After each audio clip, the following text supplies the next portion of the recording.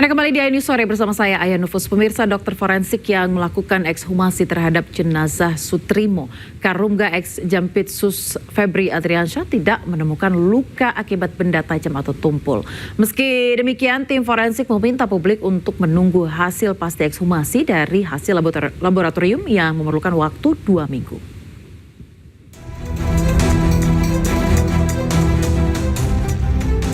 Rangkaian ekshumasi terhadap jenazah Sutrimo, orang dekat ex Jampitsus Febri Adriansyah, telah rampung. Fakta baru diungkapkan oleh Ketua Tim Dokter Forensik, di mana hasil pemeriksaan luar dan dalam tidak ditemukan adanya luka benda tajam atau tumpul. Dan untuk mengetahui penyebab mulut Sutrimo mengeluarkan busa sebelum dinyatakan meninggal dunia, tim forensik juga melakukan swab terhadap jenazah Sutrimo. Dari hasil pemeriksaan dalam, pemeriksaan luar dan pemeriksaan dalam, secara visual kami tidak mendapatkan tanda-tanda luka yang dimana diakibatkan oleh karena kekerasan tumpul maupun kekerasan tajam. Namun pada waktu kami ekshum tadi sudah tidak ada di ini kan, tetapi kami mencoba melakukan tadi pemeriksaan laboratorium, mengambil dengan cara mensuap ya.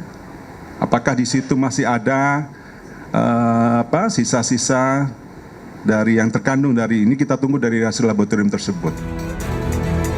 Kabid Humas Polda Metro Jaya menerangkan ekshumasi dilakukan melalui 3 tahapan dan melibatkan tim gabungan Perhimpunan Dokter Forensik dan Mediko Legal Indonesia dari Jakarta, Jawa Tengah, dan Jawa Timur, serta ahli laboratorium forensik, toksikologi, DNA, serta histopatologi anatomi.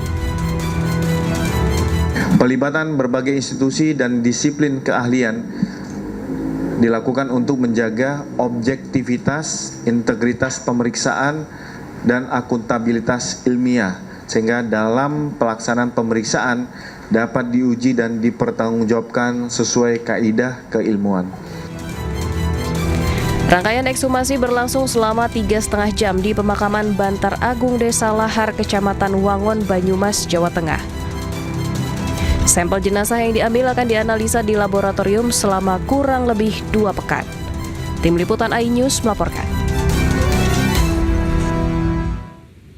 Ya pemirsa, untuk mengetahui selengkapnya kami telah terhubung dengan Wakil Sekjen Perhimpunan Dokter Forensik dan Mediko Legal Indonesia atau PDFMI, Dr. Dian Novitasari.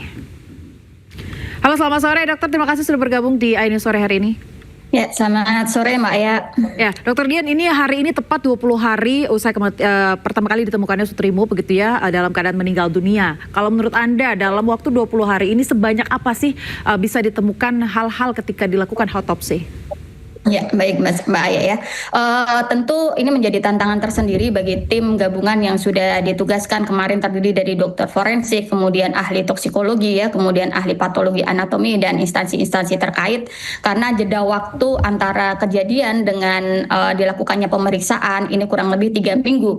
Nah, tentu tantangannya adalah satu terkait dengan waktu pembusukan ya, karena setelah meninggal tentu saja jenazah itu akan mengalami perubahan terkait dengan kondisi pembusukannya, dan saya yakin bahwa dalam penata laksanaannya ya ataupun pemeriksaannya, baik pemeriksaan luar maupun pemeriksaan otopsi ketika dilakukan ekshumasi, tentu mengupayakan sampel-sampel yang bisa diambil untuk melihat apakah ada tanda-tanda kekerasan atau tidak. Baik, ketika dikatakan oleh pihak kepolisian tidak ada tanda-tanda kekerasan ataupun luka di sana, kalau Anda melihatnya seperti apa?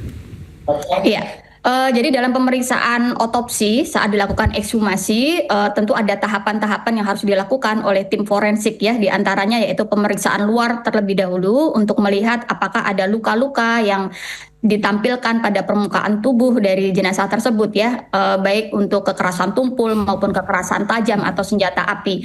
Nah, ini adalah untuk mencari apakah ada ke arah tanda-tanda kekerasan tersebut.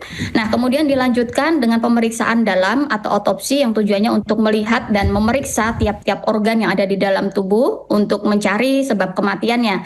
Apakah karena penyakit, ataukah ada dugaan keracunan, ataupun ada trauma lainnya. Selanjutnya tetap dilakukan pengambilan sampel yang bertujuan untuk pemeriksaan penunjang lanjutan apabila ada dugaan ke arah ke arah keracunan ya, tentu sampel toksikologi perlu untuk diambil untuk dilanjutkan pemeriksaan toksikologi, ataupun juga sampel-sampel organ ini juga akan digunakan untuk pemeriksaan patologi anatomi untuk menyingkirkan kemungkinan penyakit dan kelainan lainnya. Baik dokter, kita flashback sedikit ketika jenazah ini ditemukan begitu ya, dikatakan mengeluarkan busa. Kalau dari segi awal itu menunjukkan tanda apa dok? Ya, adanya busa halus pada jenazah tentu masih banyak kemungkinan Mbak Aya ya. Tentu kita harus lihat dulu busa halus itu keluar dari saluran mana ya, apakah saluran pernafasan atau saluran pencernaan. Adanya busa halus juga bisa disebabkan karena banyak kemungkinan, diantaranya ada dugaan keracunan ya, kemudian karena ada sumbatan jalan nafas atau karena penyakit. Nah tentu pemeriksaan yang mendalam secara teliti dan mendetail didukung dengan adanya pemeriksaan penunjang itu akan menunjukkan benang merah apakah sebab kematiannya dan bagaimana busa halus itu bisa muncul. Kepastian ketika jenazah sudah 20 hari dan tadi Anda katakan juga sudah dipastikan mulai membusuk begitu ya. Seberapa persen kepastian untuk kemudian diuji di laboratorium dok? Ya, berapa presentasenya itu relatif tergantung dari apa yang bisa didapatkan ketika dilakukan pemeriksaan, kondisi jenazah juga seperti apa, kemudian berapa jumlah kalau dugaan keracunan ya, berapa jumlah zat yang masuk ke dalam tubuh tersebut, zat sisanya ataupun residunya ada berapa banyak, itu tentu akan mempengaruhi dari keakuratan hasil pemeriksaan. Dalam case seperti ini dok, untuk memastikan penyebab dari kematian ini dibutuhkan berapa jenis laboratorium yang harus digunakan sih dok? Pemeriksaan yang dilakukan diantaranya adalah pemeriksaan patologi anatomi, kemudian pemeriksaan toksikologi, ya, kemudian dilakukan juga pemeriksaan sampel DNA untuk identifikasi apakah betul hal tersebut ya, jenazah tersebut merupakan individu yang memang diperiksa. Oke, baik. Berarti kembali lagi saya ingin mengkonfirmasi keluarnya busa dari mulut dan juga hidung jenazah ini bukan berarti diracuni atau keracunan begitu ya? Iya, masih ada opsi-opsi lain yang perlu dianalisa dan dipikirkan. Tentu kita akan menyimak bersama nanti hasil yang bisa disimpulkan oleh tim pemeriksa. Tentu harus bisa dibuktikan secara ilmiah dan pembuktian secara setinggi-tingginya. Oke, kalau misalnya ada skenario bahwa jenazah ini terbentur dengan benda tajam atau benda tumpul begitu, apakah itu juga bisa menghasilkan busa dok, keluarnya dari mulut atau mungkin dari saluran pencernaan? Iya, busa halus itu juga bisa muncul apabila ada sumbatan jalan nafas begitu ya. Sumbatan bisa dari dalam ataupun dari luar, misalnya ada kekerasan tumpul ya, yang dari luar ya, yang menyebabkan sumbatan tadi ya.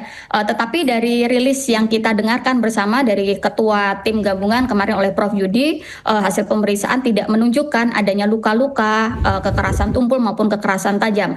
Nah tentunya ini akan menjadi catatan penting ya untuk mencari kembali ya sebab kematian lain ya yang bisa menyebabkan temuan tersebut. Baik, berarti saya mau konfirmasi lagi, tadi ada 3 langkah begitu ya dok untuk melakukan ekshumasi ini ya? Ya, betul Mbak Aya. Kira-kira dibutuhkan berapa lama sih dok ketika melakukan ekshumasi ini? Ya, untuk ekshumasi kemarin sudah dilakukan pemeriksaan luar dan pemeriksaan dalam oleh tim gabungan. Kemudian pengambilan sampel-sampel yang dibutuhkan untuk pemeriksaan penunjang juga sudah dilakukan. Estimasi biasanya kasus-kasus serupa itu antara 2 sampai 3 minggu untuk bisa rilis hasil pemeriksaan penunjang ya.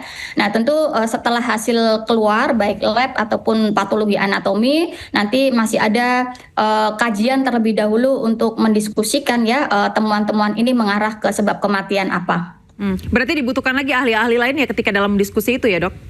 Ya, betul. Oke, baik. Dokter Dian, terima kasih atas waktu Anda sudah bergabung di program iNews Sore bersama saya. Selamat beraktivitas kembali dok.